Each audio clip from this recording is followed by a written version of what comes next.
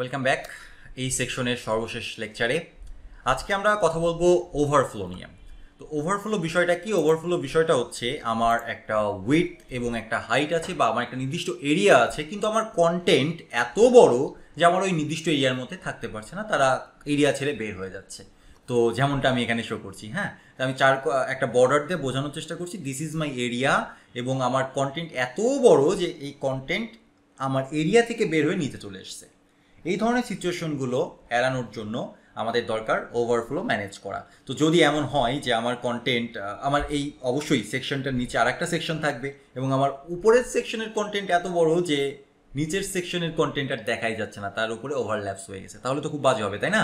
তো এই কারণে আমাদের কি করতে হবে, ওভারফ্লো হলে কি হয় বা কি হবে সেটা আমাদেরকে বলে দিতে হবে। ওভারফ্লোর মেইনলি চারটা প্রপার্টিজ আছে। কি কি প্রপার্টিজ?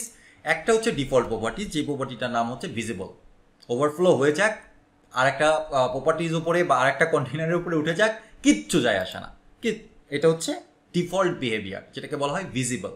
ওকে, ওভারফ্লো ভিজিবল। সেকেন্ড অপশনটা আছে যে ভাই ওভারফ্লো হয়ে গেছে মানে হিডেন করে দাও। ওভারফ্লো হইছে, ওই কন্টেন্ট ইউজারের দেখারও দরকার নাই, কারোরই দেখার দরকার নেই, কারোর উপর ওঠারও দরকার নেই, হিডেন করে দাও, ঠিক আছে? আর আরেকটা অপশন হচ্ছে স্ক্রোল।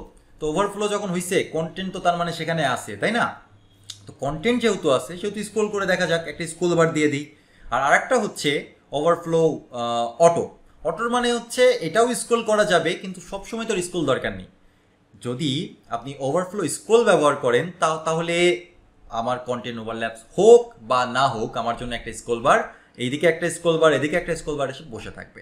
আর যদি আপনি অটো ব্যবহার করেন তাহলে যখন যেদিকে আমার স্ক্রোল বার দরকার পড়বে তখন সেদিকেই সে স্ক্রোল বার প্রোভাইড করবে। এদিকে আর এদিকে বলতে কি বোঝালাম? এটা হচ্ছে ওভারফ্লো এক্স, এটা হচ্ছে ওভারফ্লো ওয়াই।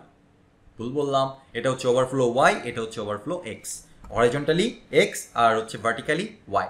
তো প্র্যাকটিস করে ফেলা যাক বা হ্যান্ডস অন একটা দেখে নেওয়া যাক কোড। ওকে, সো আমি এখানে কি করেছি, একটা ডিভ নিয়েছি যার নাম কন্টেইনার এবং একটা প্যারাগ্রাফ নিয়েছি, বিরাট বড় প্যারাগ্রাফ, যেটা আমার কন্টেইনারের বাইরে চলে যাবে। কন্টেইনারের সাইজ কত নিয়েছি? কন্টেইনারের উইডথ 600 পিক্সেল, হাইট হচ্ছে 300 পিক্সেল। এখানে যে মার্জিন রয়েছে, মার্জিনের উইডথ হচ্ছে কত? 220 পিক্সেল। অটো ব্যাকগ্রাউন্ড কালার কত? যাই হোক একটা দিয়েছি, বর্ডার দিয়েছি এত। ওকে, এখন আমরা ওভারফ্লো যদি কন্ট্রোল করতে চাই তাহলে আমরা বলবো ওভারফ্লো ডিফল্ট হচ্ছে ভিজিবল, এটা না দিলেও যা হবে, দিলেও তাই হবে। এবার হচ্ছে হিডেন। হিডেন যদি করি তাহলে আমার এখান থেকে কন্টেন্ট হারিয়ে যাবে এবং আপনি চাইলেও আর দেখতে পারবেন না কন্টেন্ট কি আছে না আছে, ঠিক আছে? এটা একটা প্রবলেম ক্রিয়েট করবে।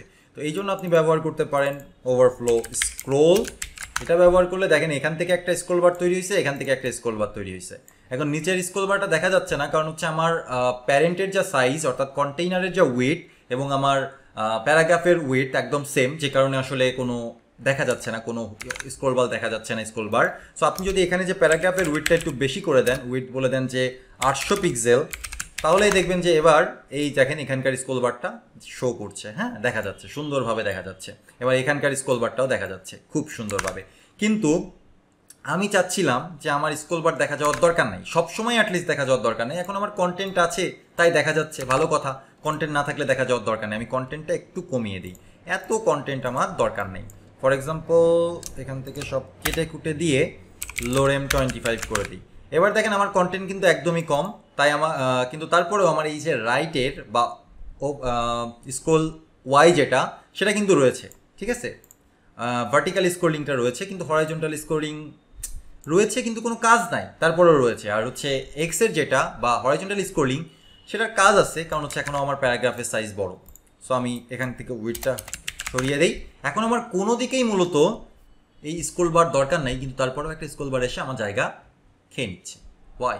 এই প্রবলেমটা সলভ করার জন্যই আছে হচ্ছে স্ক্রোল বার, ওভারফ্লো অটো। এখান থেকে লিখে দিলাম ওভারফ্লো অটো।